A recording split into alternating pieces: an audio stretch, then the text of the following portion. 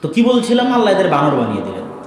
তাহলে পুরো বনু ইসরাইলের হিস্ট্রি ভরা আছে শঠতা, মোনাফিকি, ধোঁকা দিয়ে। এবার ওই বনু ইসরাইলদের চরিত্রের সাথে বর্তমান যুগের মুসলমানদের চরিত্র মিলান, যারা কিভাবে জনগণকে ধোঁকা দিচ্ছে, আল্লাহকে ধোঁকা দিচ্ছে, মানুষকে ধোঁকা দিচ্ছে। ধোঁকাটা কি? অন্যায়ভাবে সুদের মাধ্যমে, ঘুষের মাধ্যমে, মিথ্যা বলে, দুর্নীতি করে টাকা ইনকাম করছে, আর মাদ্রাসায় দান করে দেখাচ্ছে আমি কত বড় দানবী, হজ করে দেখাচ্ছে আমি কত বড় হাজি। নিজেকে দেখাতে চাচ্ছে, আল্লাহকে দেখাতে চাচ্ছে, মানুষকে দেখাতে চাচ্ছে, কিন্তু পুরো ইনকামই তো হারাম। তাহলে এটা কি ধোঁকা, শঠতা, মুনাফিকি নয়? বাস এরকম প্রত্যেকটা সেক্টরে এবার আমি আপনি সবাই নিজেকে মাপি, যে আমরা বাহ্যিকভাবে এই দাড়ি, এই টুপি, এই পাঞ্জাবি, টাকনোর উপর কাপড়, মসজিদে যাওয়া, এগুলো বাহ্যিকভাবে ধরে রেখেছি মানুষকে দেখানোর জন্য, নিজেকে দেখানোর জন্য, আল্লাহকে দেখানোর জন্য।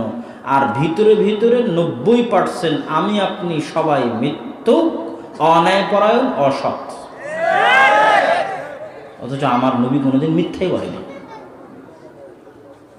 কোনোদিন না, ওহী আসার আগেও নয়, জন্মগত কোনোদিন মিথ্যা বলেন।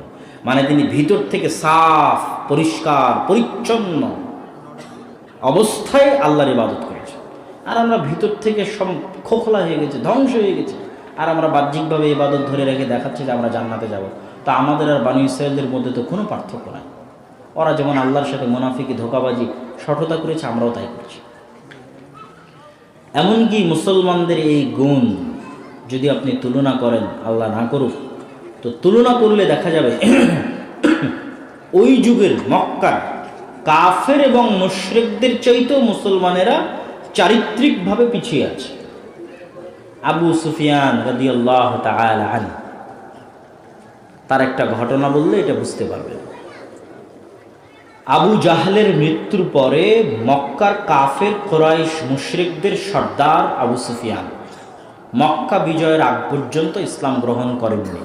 প্রত্যেকটা যুদ্ধে আল্লাহর নবীর বিরুদ্ধে প্রধান সেনাপতি, এই পাশে আল্লাহর নবী, এই পাশে আবু সুফিয়ান।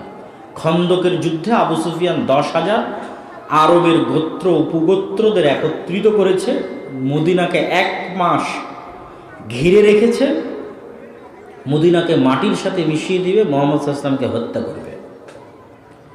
এই আবু সুফিয়ান রাদিয়াল্লাহু তাআলা আনহুকে বাদশাহ হিরাক্লিয়াস তার জেরুজালেমে মুহাম্মদ সাল্লাল্লাহু আলাইহি ওয়াসাল্লাম সম্পর্কে জিজ্ঞেস করেছিলেন। তিনি তার চিরশত্রু মুহাম্মদ সাল্লাল্লাহু আলাইহি ওয়াসাল্লাম সম্পর্কে মিথ্যা বলেননি। তখন কোনো রেকর্ডারও ছিল না ভাই, লাইভও ছিল না। তারপরও আবু সুফিয়ান মিথ্যা বলেনি। আবু সুফিয়ান নিজে বলছে যে মিথ্যা বলেনি। কেন? মক্কার কাফের কুরাইশ মুশরিক হলে কি হবে? মিথ্যা বলতে লজ্জা পেত। আর আপনি এখন মুসলমানদের দাঁড় করান যে নামাজি, হাজি, দাড়ি, টুপি, আলেম ওলামা, মাদ্রাসার শিক্ষক, মসজিদের হুজুর, সবাই মিথ্যা কথা বলছে সকাল সন্ধ্যা। আর আবু সুফিয়ান কাফের অবস্থা তো মিথ্যা বলেনি। তাহলে মুসলমানদের যদি এই অবস্থা না হয়, আমরা তো বনী ইসরাইল হয়ে গেছি, তাহলে তো আল্লাহ সুবহানাহু ওয়া তাআলা ওই যুগের বনী ইসরাইলদের যে অবস্থা হয়েছিল গোলামীর, আমাদের সে অবস্থা হয়ে গেছে গোলামী। আর এই কথা আমি বানিয়ে বলতেছি না, স্বয়ং রাসূল সাল্লাল্লাহু আলাইহি ওয়াসাল্লাম বলেছেন, লাতাসলুকান্না, যে আমার উম্মত অচিরেই ওই রাস্তায় চলবে যেই রাস্তায় বনী ইসরাইল চলেছে। ওই প্রত্যেকটা গর্তের মধ্যে আমার উম্মত ঢুকবে যে প্রত্যেকটা গর্তে বনী ইসরাইল ঢুকেছে। তো ওদের ওই মুনাফিকি শঠতা আমাদের মধ্যে চলে এসেছে। এই জন্য আল্লামা ইকবাল বলেছিলেন, সাবাক ফিরসে পড় সাদাকাত কা, শুজাআত কা, আদালত কা, লিয়া জায়েগা তুঝসে কাম, দুনিয়া কি ইমামত কা। মুসলমানেরা, তোমাদের মধ্যে নামাজ, সিয়াম, হজ, যাকাত সবই আছে, তোমরা সত্য বলা ভুলে গেছো, ন্যায়পরায়ণতা ভুলে গেছো, আমানতদারিতা ভুলে গেছো। নতুন করে একটু সত্য বলা শিখো, একটু ন্যায়পরায়ণতা করা শিখো, আমানতদারিতা শিখো। কি মসজিদ, কি মাদ্রাসা, কি ইসলামী দল, কি সংগঠন, কি সাধারণ জনগণ, সত্য বলেন, ন্যায়পরায়ণতা প্রতিষ্ঠা করেন, তাহলে একদিন আপনারা অটোমেটিক দেশ চালাতে পারবেন। দেশের দায়িত্ব আল্লাহ আপনাদের দিয়ে দিবে, বলেন ইনশাআল্লাহ। পৃথিবীর দায়িত্ব আল্লাহ আপনাদের দিয়ে দিবে, কিন্তু যোগ্যতা তো আমাদের নাই। আপনি এক আলেমে মারামারি দেখেন, কামড়াকামড়ি দেখেন, তাহলে বুঝবেন যে আমাদের চারিত্রিক কথোপকথন কোথায়। স্বয়ং আল্লাহ যখন ইহুদি খ্রিস্টানদেরকে কোরআন মাজিদে দাওয়াত দিয়েছে, সম্মানের সাথে দাওয়াত দিয়েছে, ইয়া বানি ইসরাঈল আযকুরু নি'মাতি আল্লাতী আন'আমতু আলাইকুম, আল্লাহ বলেন এই অভিশপ্ত ইহুদিরা না, হে বানি ইসরাইলেরা আমি তোমাদের উপর অনেক দয়া করেছিলাম, তোমরা শোনো।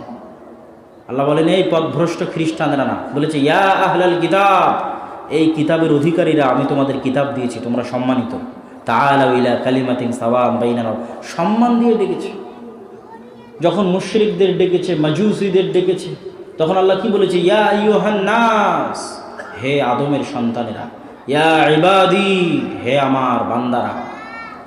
তাহলে আল্লাহ যদি ডোম, চামার, মেথর, মুচি যাকেই আহ্বান করুক, তাকে আল্লাহ আহ্বান করেছে তার সর্বোচ্চ সম্মান দিয়ে, যে তুমি আদমের সন্তান, এটাই তোমার সর্বোচ্চ সম্মান, তুমি মানুষ, এটাই তোমার সর্বোচ্চ সম্মান, এই সম্মান দিয়ে তোমাকে ডাকছি। আর আমাদের আল্লাহর মুস্তাআন, আমাদের অবস্থা কি? সম্মানিত উপস্থিতি, মুসলমানদের অধঃপতনের দ্বিতীয় কারণ হচ্ছে শিক্ষা, তৃতীয় কারণ হচ্ছে সুদী অর্থনীতি। শিক্ষায় মুসলমানেরা পিছিয়ে।